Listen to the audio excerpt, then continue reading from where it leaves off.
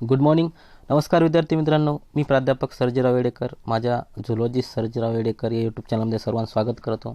तर विद्यार्थी मित्रांनो, या यूट्यूब चॅनलच्या माध्यमातून आपण इयत्ता 11वी आणि 12वीचा जो काही बायोलॉजी विषयाचा सिलेबस आहे त्या बायोलॉजी विषयाच्या सिलेबसवर व्हिडिओ बनवण्याचा मी प्रयत्न करत आहे. तर विद्यार्थी मित्रांनो, इयत्ता 12वीचा पहिला जो काही युनिट आहे त्या युनिटचं नाव आहे reproduction in lower and higher plant.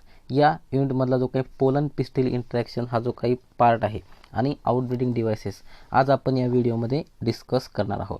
तर त्या अगोदर आपल्याला आउटब्रीडिंग डिव्हायसेस म्हणजे काय की मोस्ट ऑफ दी जे काही अँजिओस्पर्मिक प्लांट आहेत, अँजिओस्पर्मिक प्लांटमध्ये जे काही पॉलिनेशन आहे ते पॉलिनेशन होत असतं आणि ते सेल्फ पॉलिनेशन हे इव्होल्युशनसाठी महत्त्वाचं नाही आहे. म्हणजे सेल्फ पॉलिनेशनमधून जे काही स्पीसीज आहेत किंवा स्ट्रॉंग जो काही पुढचं प्रोजेनी आहे, स्ट्रॉंग प्रोजेनी यातून सिलेक्ट केला जाऊ शकत नाही. त्यामुळे क्रॉस पॉलिनेशन होणं खूप गरजेचं आहे.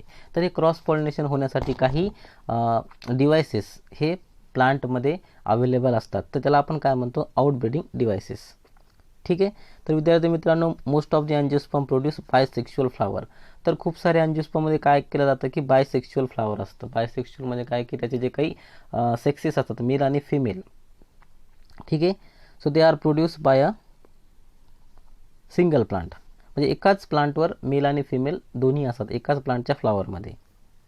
ठीक आहे. Cross pollination prefer by the majority of flowering plants and they develop outbreeding devices. तर क्रॉस पॉलिनेशन्स हे महत्त्वाचं असतं. त्यामुळे जे काही आउटब्रीडिंग डिव्हायसेस हे यामध्ये डेव्हलप केले जातात. So in many plants self pollination is avoided as stamen and carpels do not mature same simultaneously called as dichogamy. तर काय होतं की सेल्फ पॉलिनेशनला अवॉइड करण्यासाठी काही प्लांटमध्ये स्टेमन आणि कार्पेल्स हे एकाच वेळी मॅच्युअर नाही केले जात. तर या प्रोसेसला काय म्हणतो, डिकोगॅमी. तर सेल्फ पॉलिनेशन अवॉइड करण्यासाठी स्टेमन आणि कार्पेल्स हे एकाच वेळी मॅच्युअर नाही केले जात. त्यामुळे या प्रोसेसला काय म्हणतो आपण, डिकोगॅमी.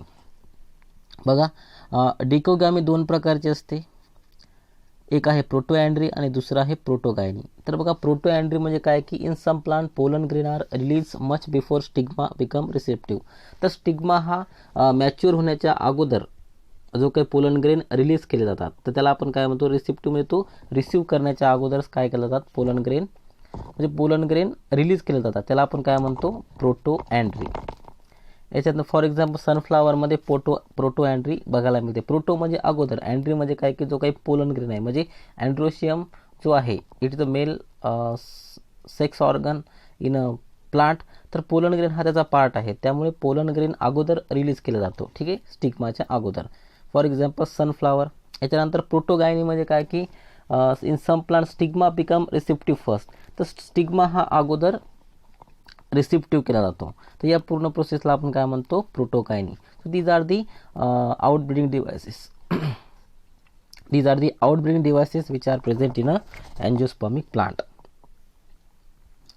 फॉर एक्झाम्पल मिचेलियामध्ये प्रोटोगायनी बघायला मिळते. ठीक आहे.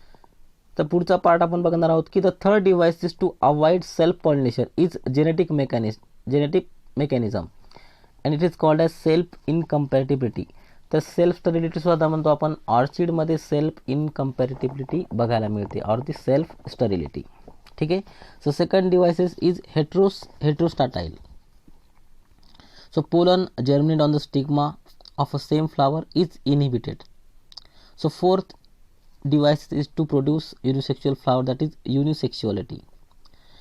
In some plant like castor, male and female are produced on a same plant. तर काही प्लांटमध्ये कास्टर जे आहेत, कास्टरमध्ये काय असतं की मेल आणि फिमेल हे एकाच प्लांट, मेल आणि female these are the present in the same plant known as monoecious plant. ठीक आहे. सो कास्टरमध्ये मोनोशियस प्लांट आहे तो. In dioecious like papaya male आणि female flower are produce on a different plant. तर dioecious प्लांटमध्ये काय केलं जातं की मेल आणि फिमेल हे वेगवेगळ्या फ्लावरवर प्रेझेंट असतात. त्यामुळे यांच्यामध्ये काय होत असतं, क्रॉस फर्टिलायझेशन होत असतं.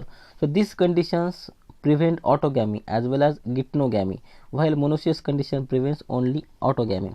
तर ज्या काही समजा मोनोशियस कंडिशन्समध्ये काय केलं जातं की ऑटोगॅमीला प्रेफर केलं जातं, पण ह्याच्या काही डायसियस कंडिशन आहे. डायसियस कंडिशनमध्ये दोन्ही प्रोसेस ह्या लाईकवाईज प्रिव्हेंट केल्या जातात. ठीक आहे. बघा पोलन पिस्टिल इंटरॅक्शन आपण बघणार आहोत. तर पोलन आणि पिस्टिल म्हणजे जे काही फायनली पोलन ग्रेन स्टाईल स्टिग्मावर पडल्याच्या नंतर जे काही त्यांचं इंटरॅक्शन होतं त्याला आपण काय म्हणतो, pollen pistil interaction. All the event from deposition of a pollen grain on the stigma to the entry of pollen tube in the ovule are referred as a pollen pistil interaction. तर जो काही stigma आहे, stigma एकदा pollen grain स्टिग्मावर पडल्याच्या नंतर finally pollen ट्यूबपर्यंत तो enter होण्याच्या ओव्ह्यूलच्या माध्यमातून या पूर्ण प्रोसेसला आपण काय म्हणतो, pollen pistil interaction. It is very dynamic process involving pollen recognition follow by the promotion or inhibition of pollen germination. ठीक आहे. So cross pollinations by any agent is always by chance. Cross pollination काय होतं की जे काही Biotique आणि abiotic agent आहेत तर हे बाय चान्समध्ये होत असतं, हे असं ठरवून केलं जात नाही. ठीक आहे. So it does not guarantee the transfer of right types of pollen. तर याच्यामध्ये असा राईट टाईप्स ऑफ पोलन आपण डायरेक्ट ट्रान्सफर होतो असं हे बाय चान्स प्रोसेस आहे क्रॉस पॉलिनेशन. ठीक आहे. So the pistil has a ability to recognise pollen. तर पिस्टिलकडे ॲबिलिटी असते पोलनला रिकग्नाइज करण्याची. याच्यानंतर it is a right type. The pistil accept and promote post pollination event and that lead to the fertilisation. एकदा का पिस्टिलनं जो काही पोलन ग्रेन ॲक्सेप्ट केल्याच्या नंतर फायनली ज्या काही पुढच्या प्रोसेसेस आहेत फर्टिलायझेशन, तर फर्टिलायझेशन प्रोसेसला या माध्यमातून काय केलं जातं, प्रिव्हेंट केलं जातं.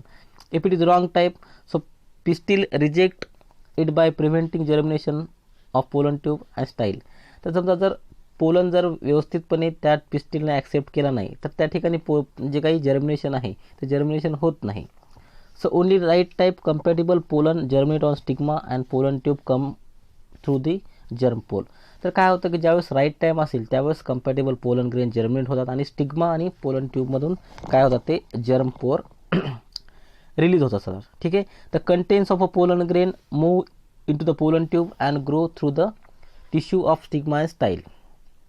In most of the plant, pollen grain are shed at a two-cell stage, vegetative cell and generative cell.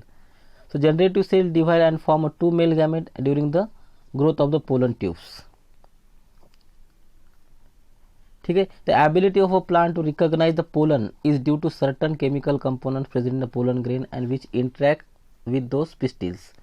Recently, botanists have been able to identify some of the pollen and pistil components and interactions leading to the recognitions, followed by the acceptance and rejections. The knowledge gained in the area would certain helps plant breeders manipulation, pollen pistil interaction, even incompatible pollination to get desired hybrids. So these are the self incompatibility.